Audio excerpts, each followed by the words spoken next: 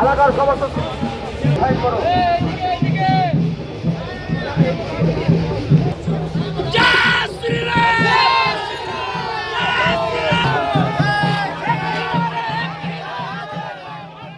বিধানসভা নির্বাচনের দামামা বাজতেই তপ্ত শিল্পাঞ্চল।